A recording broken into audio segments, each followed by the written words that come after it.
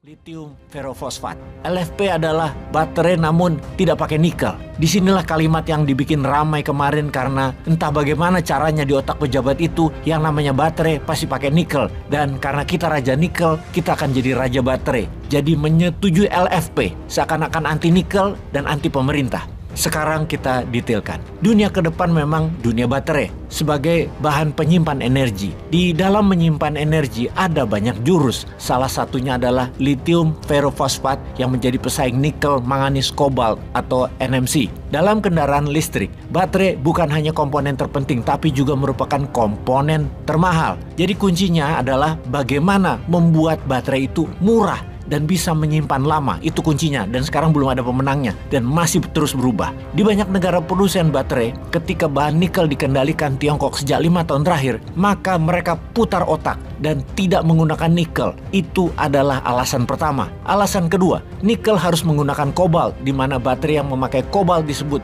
blood battery atau baterai berdarah. Karena setiap tahun, anak usia 6-12 tahun, lebih dari 3.000 anak meninggal dalam proses pengambilan kobalt yang berada di bawah tanah di gorong-gorong dalam yang tipis oksigennya di Kongo. Hal ini membuat mereka yang pro-life, yang pro-lingkungan, anti baterai berbasis kobalt yang ujung-ujungnya artinya anti nikel. Ketika WTO meminta Indonesia tidak melarang ekspor nikel mentah, tujuannya adalah untuk fair price. Maksudnya begini, harga nikel mentah katakanlah Rp25.000 sekilonya, dan ini hanya untuk pengandaian ya harga tersebut agar sahabat mudah memahaminya. Itu adalah harga internasional. Ketika dilarang ekspor, maka perusahaan membuat smelter di dalam negeri Indonesia. Tahukah kalian berapa harga nikel tambang dibeli perusahaan di Indonesia? Harganya Rp15.000 sekilonya. Dan yang beli adalah perusahaan Tiongkok di dalam negeri Indonesia. Itu yang buat dunia mencak-mencak dan membuat pengusaha nikel Indonesia marah-marah dengan kebijakan tersebut. Mending jual Rp25.000 per kilo ke pasar internasional daripada Rp15.000 ke Tiongkok. Nah, kata Tiongkok dihilangkan oleh pejabat untuk melindungi investasi Tiongkok, dan itu dibilang adalah produk dalam negeri Indonesia. Lah goblok, bener deh. Kalau itu diberi pemahaman ke rakyat, ya salah. Tapi itu sudah kadung, sudah terjadi dalam 10 tahun ini. Dan ketika kita mengatakan apa adanya dianggap anti pemerintah, bukan artinya anti opung. Wes paham? Kita lanjut.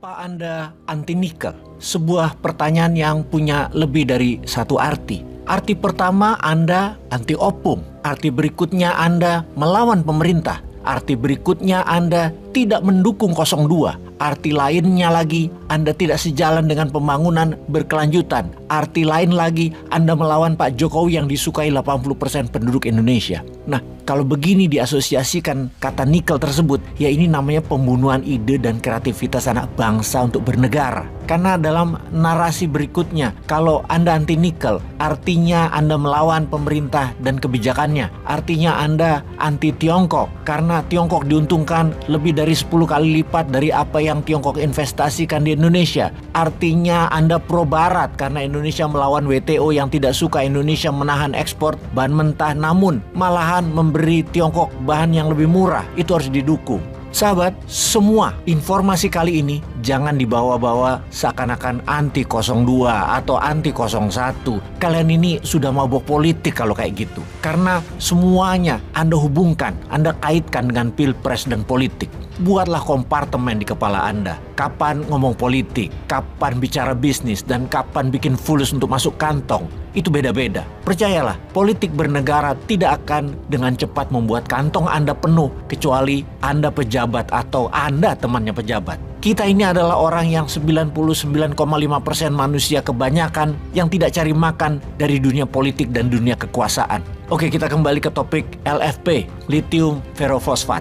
LFP adalah baterai namun tidak pakai nikel. Disinilah kalimat yang dibikin ramai kemarin karena entah bagaimana caranya di otak pejabat itu yang namanya baterai pasti pakai nikel. Dan karena kita raja nikel, kita akan jadi raja baterai. Jadi menyetujui LFP seakan-akan anti nikel dan anti pemerintah. Sekarang kita detailkan. Dunia ke depan memang dunia baterai sebagai bahan penyimpan energi. Di dalam menyimpan energi ada banyak jurus. Salah satunya adalah lithium ferrofosfat yang menjadi pesaing nikel, manganis, kobalt atau NMC. Dalam kendaraan listrik, baterai bukan hanya komponen terpenting tapi juga merupakan komponen termahal. Jadi kuncinya adalah bagaimana membuat baterai itu murah dan bisa menyimpan lama. Itu kuncinya, dan sekarang belum ada pemenangnya dan masih terus berubah. Di banyak negara produsen baterai, ketika bahan nikel dikendalikan Tiongkok sejak 5 tahun terakhir, maka mereka putar otak dan tidak menggunakan nikel. Itu adalah alasan pertama. Alasan kedua, nikel harus menggunakan kobalt, di mana baterai yang memakai kobalt disebut blood battery atau baterai berdarah. Karena setiap tahun anak usia 6-12 tahun, lebih dari 3.000 anak meninggal dalam proses pengambilan kobalt yang berada di bawah tanah di gorong-gorong dalam yang tipis oksigennya di Kongo. Hal ini membuat mereka yang pro-life, yang pro-lingkungan, anti baterai berbasis kobalt yang ujung-ujungnya artinya anti nikel. Ketika WTO meminta Indonesia tidak melarang ekspor nikel mentah, tujuannya adalah untuk fair price. Maksudnya begini, harga nikel mentah katakanlah Rp25.000 sekilonya, dan ini hanya untuk pengandaian ya harga tersebut agar sahabat mudah memahaminya. Itu adalah harga internasional. Ketika dilarang ekspor, maka perusahaan membuat smelter di dalam negeri Indonesia. Tahukah kalian berapa harga nikel tambang dibeli perusahaan di Indonesia? Harganya Rp15.000 sekilonya. Dan yang beli adalah perusahaan Tiongkok di dalam negeri Indonesia. Itu yang membuat dunia mencak-mencak dan membuat pengusaha nikel Indonesia marah-marah dengan kebijakan tersebut. Mending jual Rp25.000 per kilo ke pasar internasional daripada Rp15.000 ke Tiongkok. Nah, kata Tiongkok dihilangkan oleh pejabat untuk melindungi investasi Tiongkok, dan itu dibilang adalah produk dalam negeri Indonesia. Lah goblok, bener deh. Kalau itu diberi pemahaman ke rakyat, ya salah. Tapi itu sudah kadung, sudah terjadi dalam 10 tahun ini. Dan ketika kita mengatakan apa adanya, dianggap anti pemerintah. Bukan, artinya anti opung. Wes paham? Kita lanjut. Produk smelter yang dibangun di Indonesia semuanya produk setengah jadi yang menguntungkan industrialisasi Tiongkok. Produk yang diekspor Indonesia merupakan nickel pig iron, ada ferronikel, nikel mate atau penghasil nikel sulfat, nikel hydroxide, yang mana produk setengah jadi tersebut masuk ke Tiongkok dan dilakukan pemurnian atau cracking mineral untuk industri hilirisasi di Tiongkok yang bisa melipat gandakan keuntungan atau nilai tambah barang hingga lebih dari 20 kali dari nilai asli nikel yang dibayar sewaktu Tiongkok membeli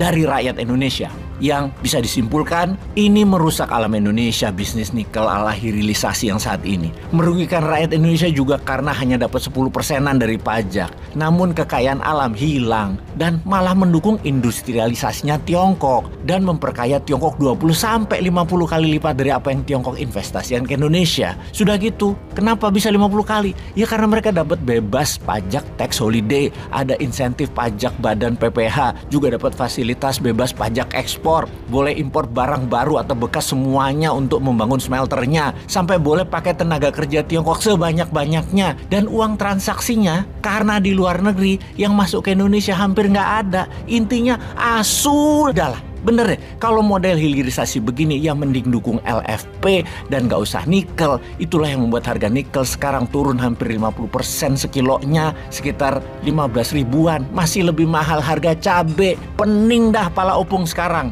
Kuapokmu kapan, Dul?